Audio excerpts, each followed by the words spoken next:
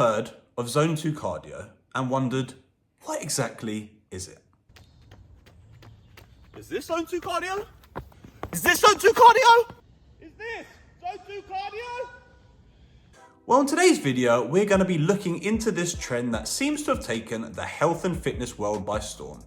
And we're going to be discussing what Zone 2 cardio is and why it is something that you need to start doing now. Okay, so let's dive into what Zone 2 activity is all about. And the confusion can actually start straight away with the different ways that people seem to measure it. Whether it's through perceived exertion, whether it's through heart rate, whether it's through outage. Some say there's 3 zones, some say 5, some say 7, and it can get pretty confusing pretty quickly. But don't you worry, because I am here to simplify things for you. Now, according to Peter Attia, who's an expert in health and fitness and particularly longevity, and who also did a whole excellent podcast all on Zone 2 training, the gold standard definition of being in Zone 2 is essentially when you're able to output the maximum amount of power, be that through running, cycling, or any cardio-based form of training, whilst being able to keep your lactate levels below 2 millimoles.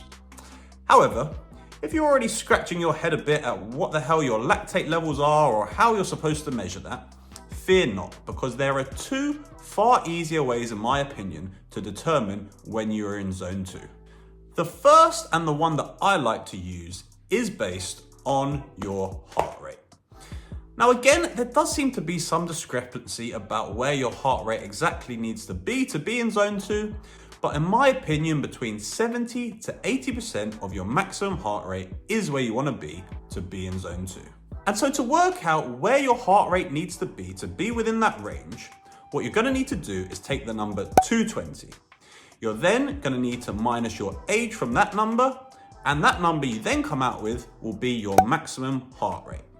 You're then going to need to times that number by 0.7, and that will give you your 70% of max heart rate. And you're also going to need to take that number and times it by 0.8, and that will give you your 80% maximum heart rate. And that is then the range that you need to be in Zone 2.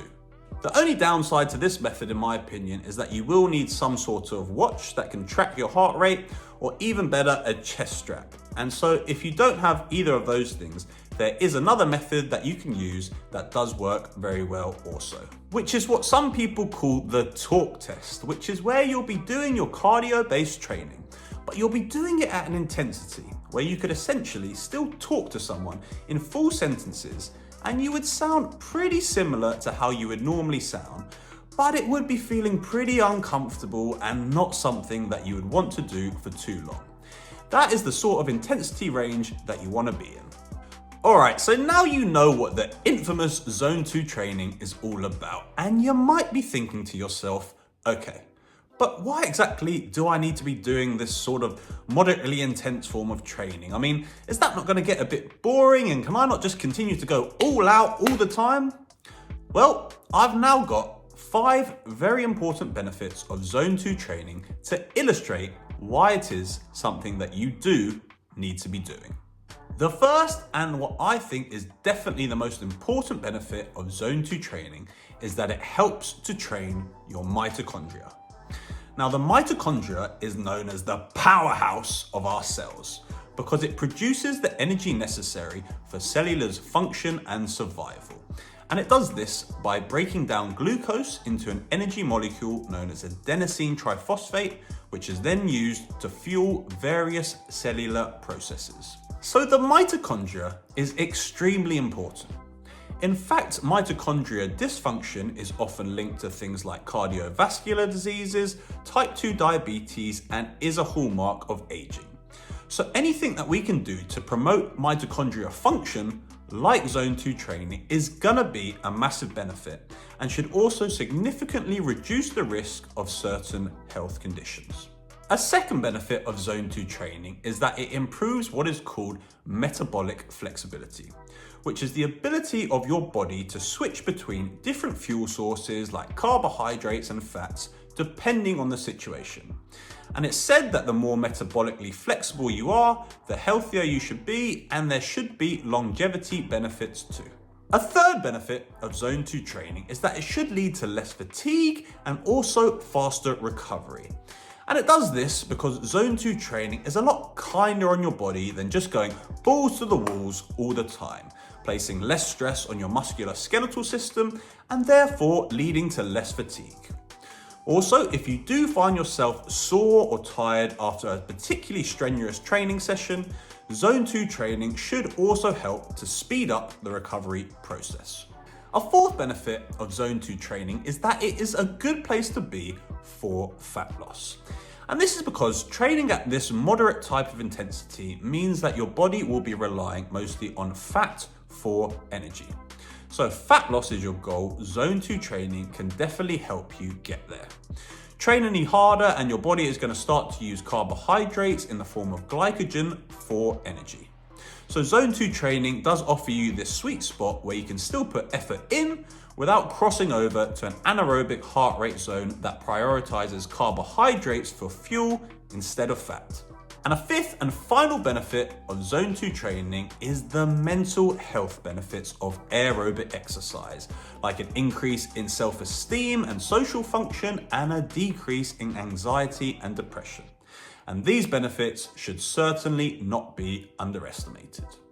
Hey guys, if you're enjoying this, please do give this video a like and it would be great if you subscribed to the channel. Okay, so we now know what Zone 2 cardio is and why it's something that we should be doing. But what exactly is the best way to do it? Well, essentially what you're going to want to do is to just find some relatively comfortable, steady state form of cardio. So that could certainly be running. It could also be cycling, although I do think people sometimes struggle to keep their heart rate up and to keep it up consistently cycling. But if you can, that's certainly an option. You could also do rowing if you're a good rower. And another method that a lot of people seem to like is to just jump on a treadmill and set a fairly steep incline and walk at a brisk pace. But really, you just want to be doing something that you enjoy, and then most importantly, it needs to be something where you can maintain this steady state that will consistently keep you in Zone 2. Because if you are doing something where you are dropping out of Zone 2, the more counterproductive it becomes. Because by definition, if you're dropping into Zone 3, 4, and 5, you're going to be producing even more lactate than your body can clear. And so you're going to be taking your mitochondria out of that sweet spot that it wants to be in. And finally, let's touch on how often we should be doing Zone 2 training. And if we go back to that podcast with Peter Attia, his guest on that podcast was Inigo San Millan, and he suggests that we should be trying to do Zone 2 sessions of between 1 to 1.5 hours, 3, 4, 5, or even 6 times a week. Once a week, he says, is simply not enough. Twice might be enough to maintain current mitochondrial functioning, but 3+ is where we're really going to be able to move the needle. And I think that is a great goal to work towards, but it's pretty intense, particularly when we start talking about doing these sessions 4, 5, 6 times a week. And I'm not sure quite how realistic that's going to be for some people, particularly when we need to think about fitting in a good amount of strength training too. And so for me, a good range, which a lot of people seem to say to work towards, is to try to get a minimum of 150 minutes to preferably 200 minutes of Zone 2 training each week. And this can be split across however many sessions you want.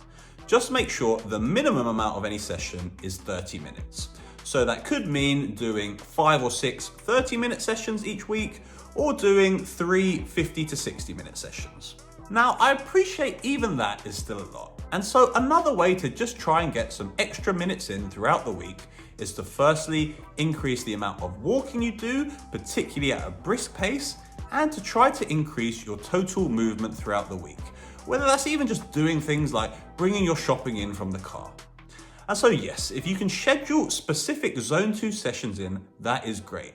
But if you do find yourself falling below that 150 to 200 minute range, try to just be mindful of that and think about other ways to get some additional minutes in throughout the week. All right, Zone 2 cardio, there you have it. Something you need to be doing.